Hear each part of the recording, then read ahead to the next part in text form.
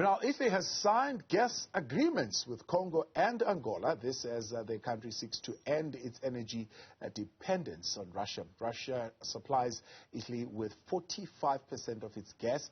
And is this an opportunity, we ask, for Africa to position itself as one of the leading suppliers of gas and other products? Here to unpack this, I'm joined by the Executive Director for Marketing and Communications at the University of Limpopo, Victor Kgomoeswana.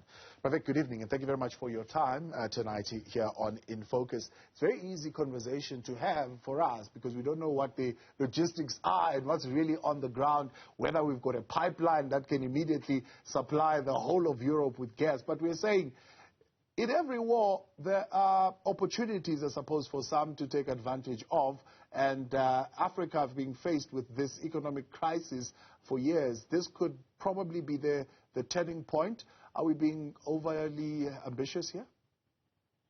Not a chance. Good evening, Thabo. Great fortunes, big fortunes, they say, are made in times of misfortune. So in every disaster, in every crisis, there's an opportunity to make a fortune. You saw what COVID-19 did.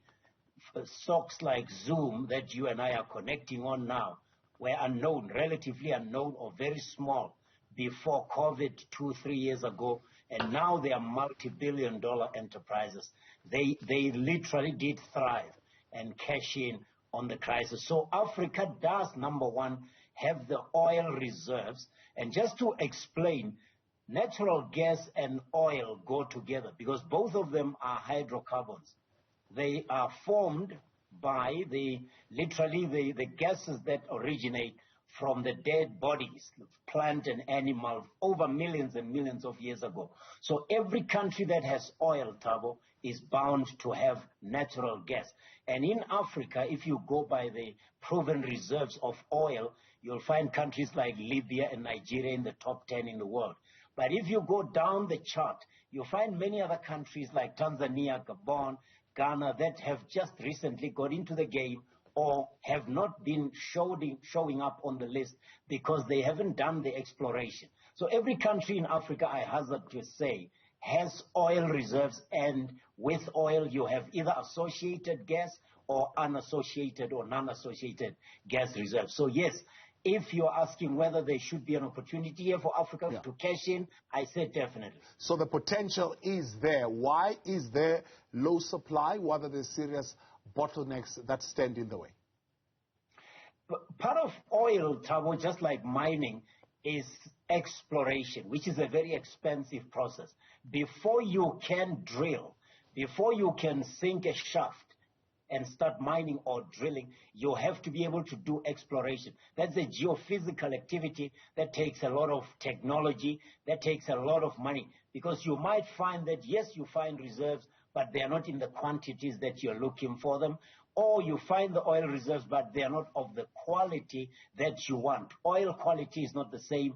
Quality of gas is also not the same. There are many hydrocarbons that fall into the category of crude and and natural gas. So the problem is obviously investing in the right things. Africa does have enough in itself to invest. It just has not been part of the strategy of the industrialization, at least at continental level, because countries like Angola, Nigeria, Libya are all very advanced in that regard. In the East Rift Valley of Africa, you are having countries like Kenya getting in on the game, Ethiopia, Tanzania, and many others.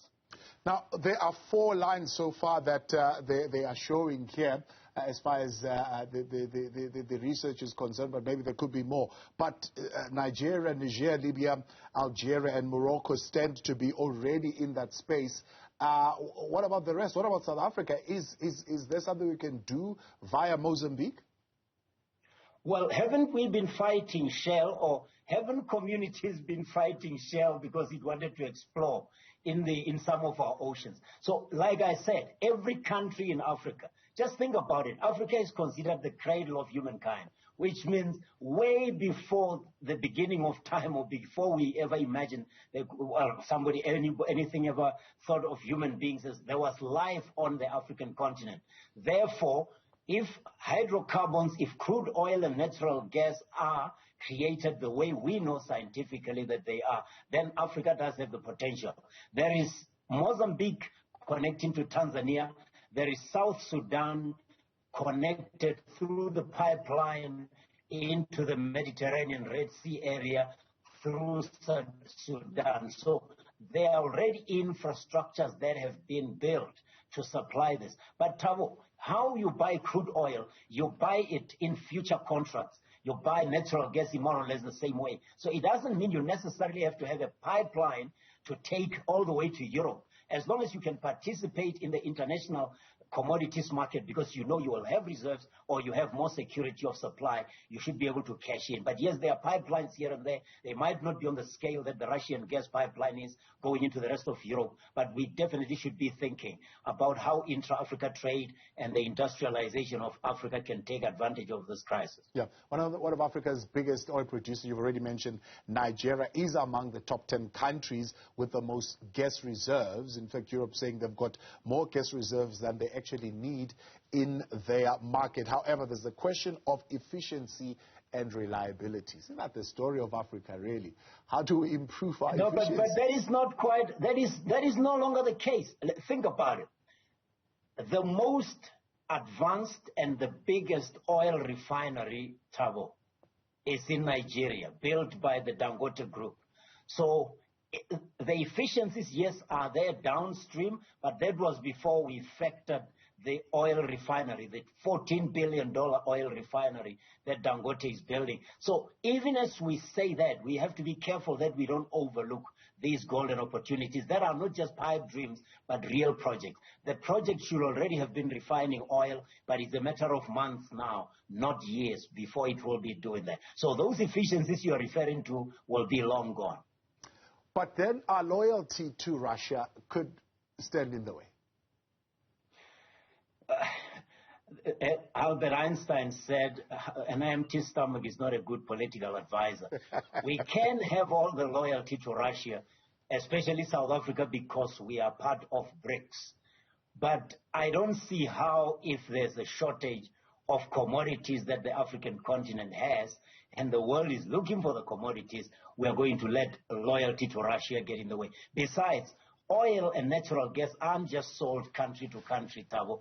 They are sold mainly on the international commodities market. Whenever you read the news, you will say the price of Brent crude oil is this or that. It doesn't mean somebody standing there with a barrel of crude oil saying I'm selling.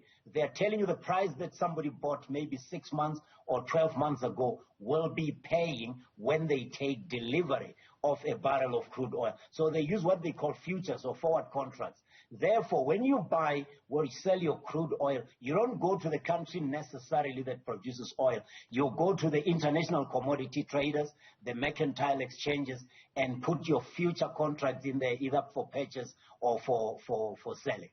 Now, in the context of the Africa Free Trade channel that has been created, if you were to come up with a robust gas strategy to cater for Europe right now as a region, where would you be starting to be able, one, to attract the kind of investment that you want towards this and to develop the infrastructure in an expedited way?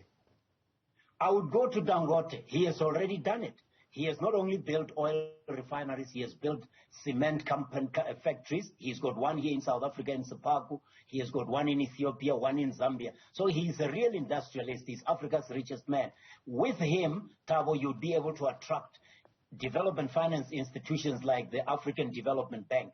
And once you have those two, you are able to bring just about everybody. Projects of the nature that we are talking about get financed by syndication, project finance, a whole lot of. So you need a whole chorus of development finance institutions, private equity investors. You need industrialists like Dangote putting their money there and even taking up some stake in some of these projects. The African Continental Free Trade Area must be getting to work here. The Secretariat, by the way, Wamkele Mene, who's South African, should be working around the clock with some of Africa's top industrialists to connect to the European capital markets, to connect to the Asian markets, to the Middle East, because that's where the money is coming from. Middle East must never be undermined. It's a bigger investor in Africa than we give it credit for. Is there wheat in Africa to supply? I mean, shortages of wheat because of the Ukraine invasion have begun to surface. What's happening with wheat supply? You would think we have the right climate, we're in the right kind of part of the world to be able to produce? We won't have enough to satisfy the world demand because we don't have enough to supply our own needs. But you are right. When it comes to climate, Africa has the world's most arable land and most underutilized land.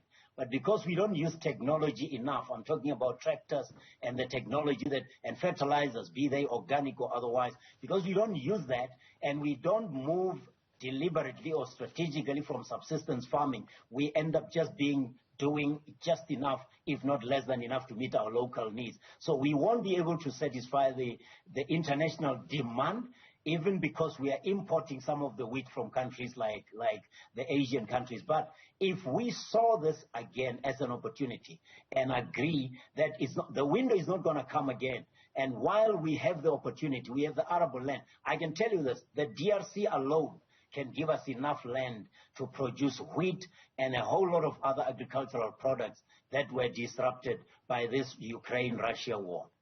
Vico, it was a pleasure chatting to you. Thanks for coming on tonight. Victor Kgomoeswana, Executive Director of Marketing and Communication at the University of Limpopo and Angola, and very knowledgeable around issues of economy and business, especially in the continent, weighing in there on the opportunities that we can take advantage of.